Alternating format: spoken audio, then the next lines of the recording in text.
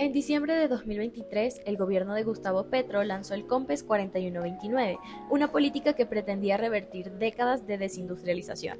El diagnóstico era contundente. Entre 1975 y 2022, la participación de la industria manufacturera en el Producto Interno Bruto había caído del 17.8% al 11.3%.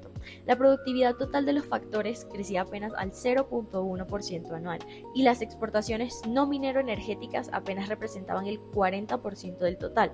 El COMPES propuso una inversión de 7.8 billones de pesos en 11 años para transformar la matriz productiva. El punto aquí es que el COMPES se caracteriza por ser un cambio en la intervención y en las funciones del Estado, de manera que revela una gran crítica al papel de solucionador de fallas en el mercado propia de la filosofía liberal. Es eso lo que nos interesa. Hablamos de una propuesta que se enfoca en la reindustrialización, diversificar la matriz productiva, modernizar los procesos de producción de mercancías y el manejo de la información. Además, trabajar en el encadenamiento productivo, fronteras con el mundo y la integración territorial.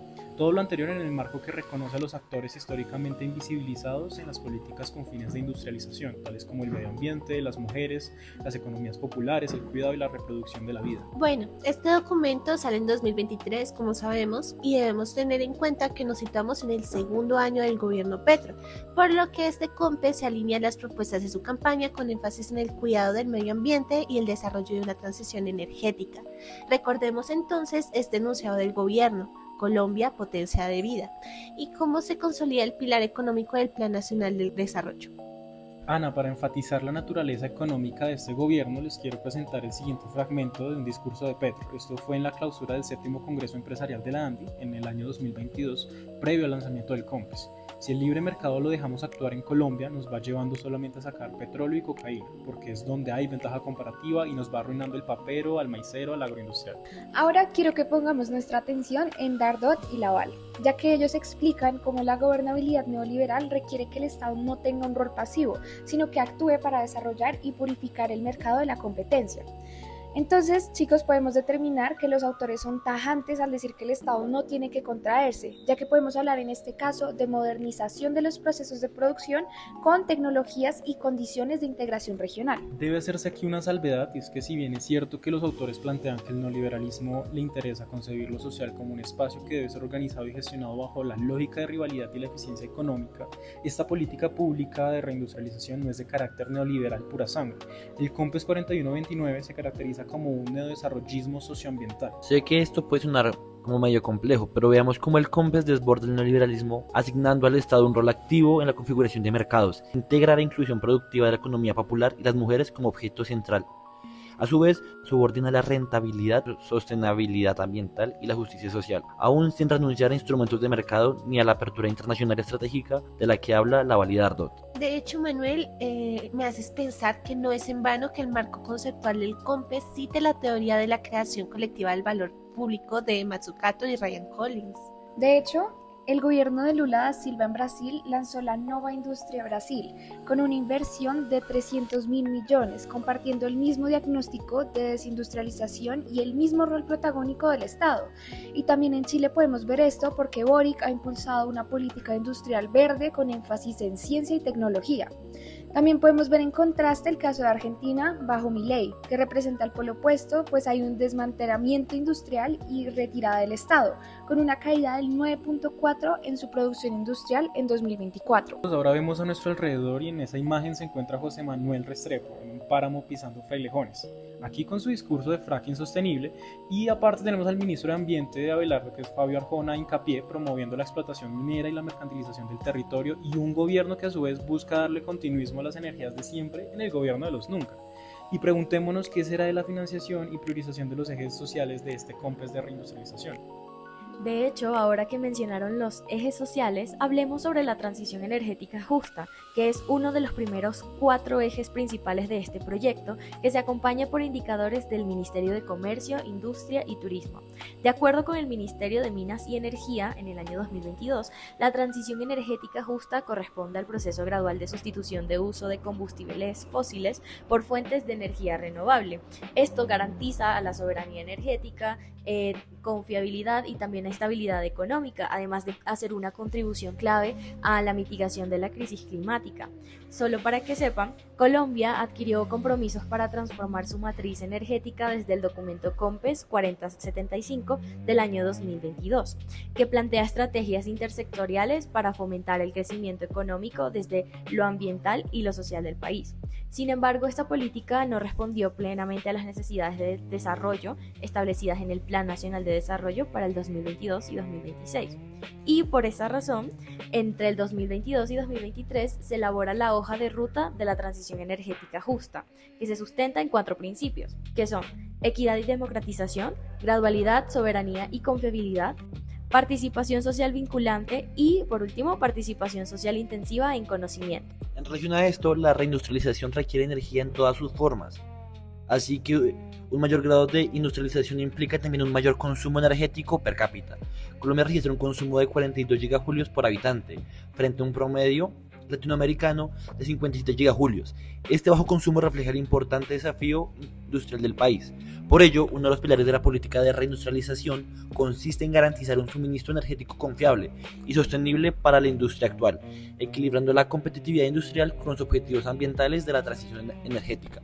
Actualmente, el gas representa el 32% de los energéticos consumidos por la industria colombiana, siendo la fuente más utilizada, por lo que uno de los primeros enfoques consiste en asegurar su disponibilidad y asequibilidad mientras avanza el proceso de transición hacia energías renovables, porque la transición hacia una economía verde también constituye una oportunidad para aprovechar los recursos naturales con el fin de desarrollar cadenas de valor más sofisticadas, según Andreoni y Roberts 2022.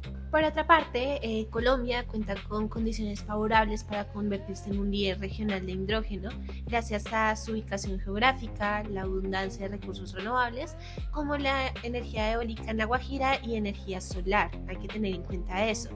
Y claro, también como parte de la estrategia de reindustrialización y transición energética, el gobierno nacional busca impulsar el capital emprendedor mediante inversiones de impacto. El Fondo Colombia Potencia Mundial de la Vida facilitará el acceso al financiamiento de proyectos relacionados con la transición energética, cosa que sí parece. Una cosa que me llamó mucho la atención es cómo está estructurado este apartado, ya que creo que se relaciona mucho con la teoría de Karl Polanyi, pues la política de reindustrialización, en su apuesta por la transición energética justa, permite analizar este proceso como una profunda transformación en la forma en la que la economía se institucionaliza en la sociedad directamente. Recordemos que Polanyi define la economía como la dependencia del ser humano con respecto a la naturaleza y a sus semejantes para obtener el sustento diario. La transición energética justa encaja perfectamente en esta visión, ya que busca transformar la base material de la sociedad al pasar de una economía extractiva a una basada en fuentes renovables para garantizar el bienestar a largo plazo. Y creo que evaluar el COMPES desde esta visión implica cuestionar si la transición se está pensando solo como una asignación eficiente de recursos escasos para maximizar ganancias dentro de este enunciado, o si realmente prioriza el suministro continuo de medios materiales para la satisfacción de necesidades sociales. Eso es cierto, Jonathan. Fíjate que Polanyi también critica que el sistema de mercado reduzca todo a la lógica de la escasez y la ganancia individual. La política de reindustrialización desafía esta visión al proponer una inclusión activa en la economía popular con la integración de las MIPES, lo que resuena con la idea de Polanyi de que la actividad económica debe estar al servicio de la unidad y la estabilidad social. Además, al fomentar la participación social vinculante y la democratización de la energía, se busca que el empresariado opere bajo principios de reciprocidad y pues no solamente bajo el antagonismo. Por esto, para Polanyi, el trabajo no es una mercancía, y el éxito de la política industrial no se mide solo por la eficiencia lógica, sino también por su capacidad de conferir unidad y estabilidad a la sociedad. Por esto, el COMPES busca transformar la economía extractiva en una basada en el conocimiento y sostenibilidad para cerrar brechas de productividad. Bueno, ya que hablamos de eso, ahora pasemos a la segunda apuesta del COMPES. Y pues encontramos que se trata de la apuesta de agroindustria y soberanía alimentaria. Y aunque es algo que suena muy bueno, hay que revisarlo detenidamente. Y bueno, acá lo que leímos, esta apuesta se plantea desde el aumento de la oferta de alimentos, fertilizantes biológicos y fibras textiles, buscando sustituir, claro, importaciones y fomentar exportaciones en nuestra ilusión por desarrollarnos. Y todo esto se enmarca en la forma en la que se define la soberanía alimentaria, y es el hecho de que los pueblos, al decidir sus propias políticas de producción, distribución y consumo de alimentos, y claro, y pues en el COMPES también se hace un enfoque que rescato mucho, y es el enfoque en la pequeña y mediana producción, las comunidades étnicas y un papel protagónico en las mujeres. Pero lo que me conflictúa en sí de esta propuesta y en lo que plantea el COMPES es prácticamente una revolución verde, que ya hemos visto que personas como Moore y Patel han criticado por convertir a la naturaleza en una naturaleza barata, por decirlo así, la cual de hecho se lleva por delante a las mujeres y a las diversidades, porque es un espacio de ganancia que no incluye solo a la tierra, sino también al trabajo campesino y femenino, sistemáticamente devaluado desde la colonia. Sí, Ana, y ahora que hablas de esto, me viene a la mente que cuando hablamos de agricultura de precisión, bioinsumos, cadenas de valor y sustitución de importaciones, en realidad estamos en sintonía con la promesa de siempre, de modernización para producir más, sin entrar realmente en quién es el dueño de la tierra o cómo se distribuye el ingreso rural.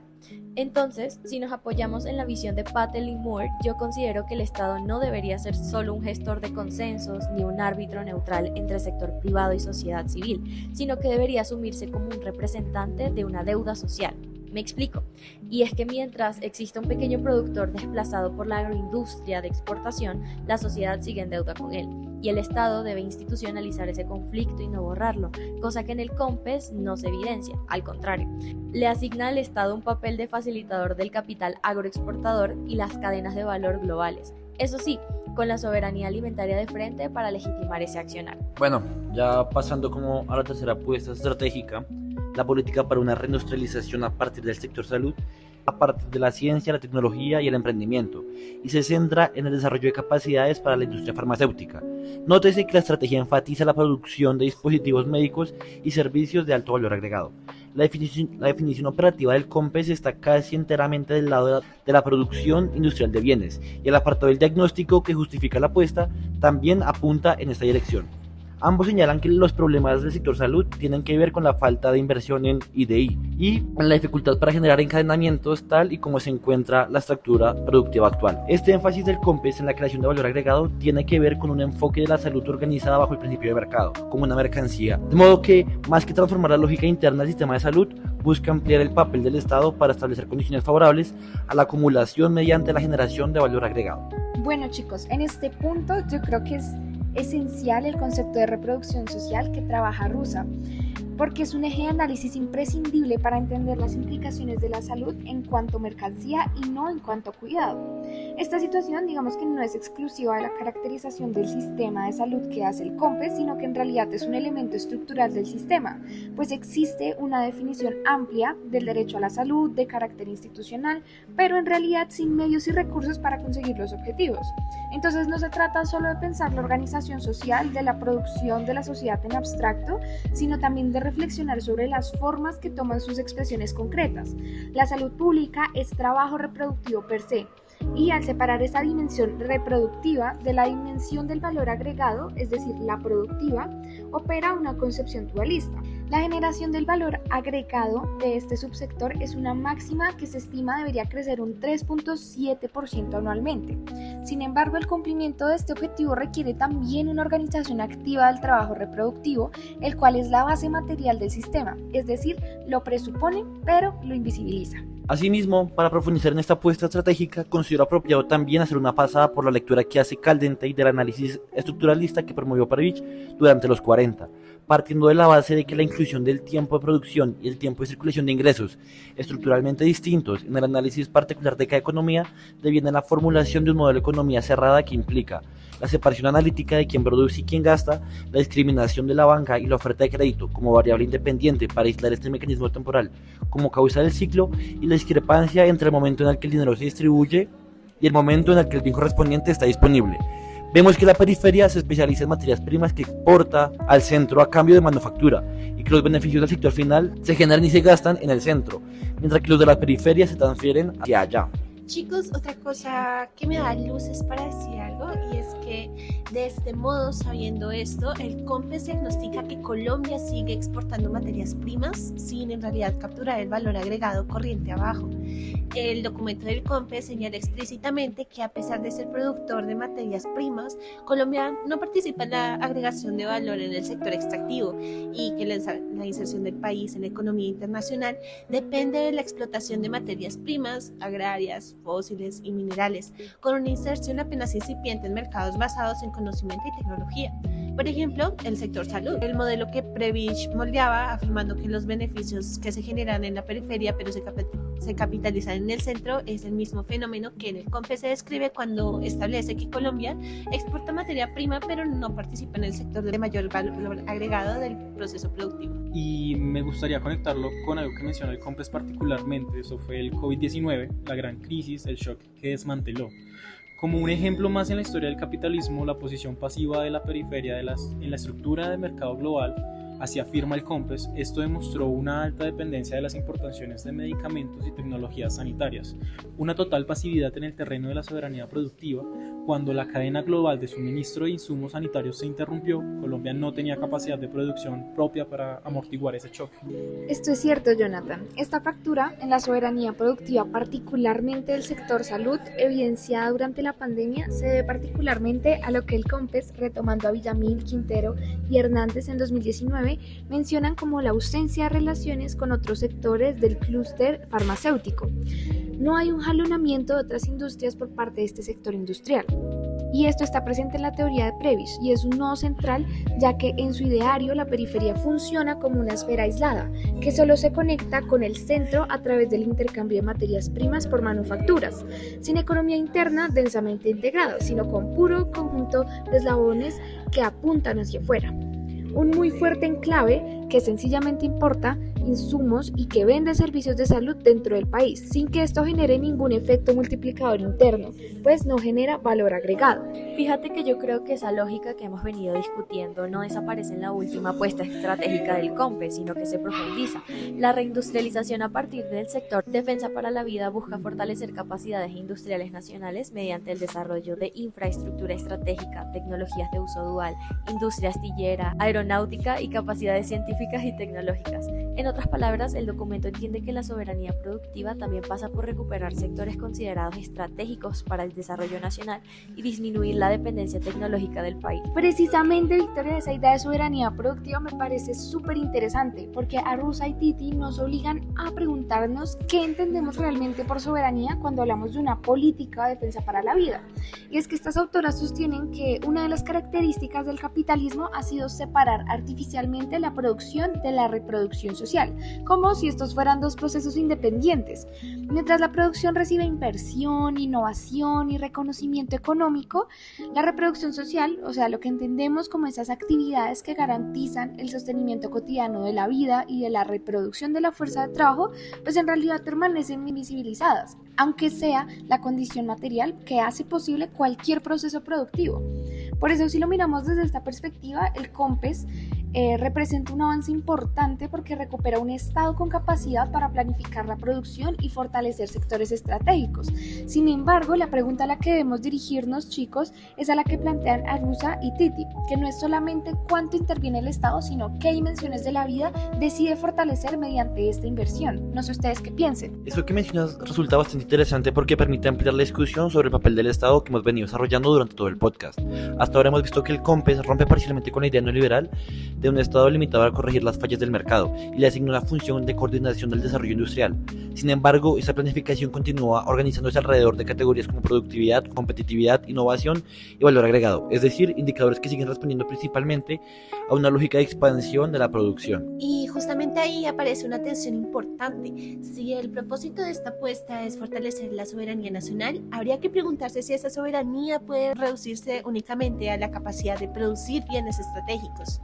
La economía feminista plantea que una sociedad también es soberana cuando garantiza las condiciones materiales para reproducir la vida de su población. En ese sentido, la reproducción social deja de ser un asunto privado y pasa a convertirse en un problema económico y político que también debería ser parte de una estrategia de desarrollo. Y esto conecta con otra de las ideas centrales de Arusa y Titi, quienes sostienen que el capitalismo atraviesa una crisis de producción social. Esto quiere decir que al mismo tiempo que se exige una fuerza de trabajo cada vez más productiva, se precariza las condiciones que permiten producir esa misma fuerza de trabajo. Acá hay una paradoja. Por eso, actividades como el cuidado, la educación, la alimentación o la salud no pueden entenderse como ámbitos externos a la economía, y esto ha sido un gran problema, sino como parte de la infraestructura social sobre la cual descansa cualquier proceso de acumulación y desarrollo productivo. Exactamente, chicos. Precisamente yo considero que la apuesta de reindustrialización a partir del sector de defensa para la vida podría leerse de una manera más amplia, puesto que el COMPES fortalece la capacidad del Estado para impulsar industrias estratégicas, coordinar inversiones y promover innovación tecnológica. Sin embargo, la reproducción social continúa apareciendo como un supuesto del desarrollo y no como uno de sus objetivos. Si lo seguimos viendo, por ejemplo, desde la perspectiva de Arusa y Titi, no existe contradicción entre fortalecer la producción y fortalecer la reproducción social. Por el contrario, la primera depende estructuralmente de la segunda. Y en este sentido, si hablamos realmente de una política de defensa para la vida, el papel del Estado pues no debería limitarse al fortalecimiento de capacidades industriales o al incremento del valor agregado nacional, sino más bien a incorporar también las condiciones que hacen posible sostener diariamente la vida y reproducir la fuerza de trabajo. De esta manera, chicos, solo así la soberanía productiva dejaría de medirse exclusivamente por la capacidad de producir bienes estratégicos y pasaría a entenderse también como la capacidad de garantizar la reproducción de la vida que sostiene toda la economía.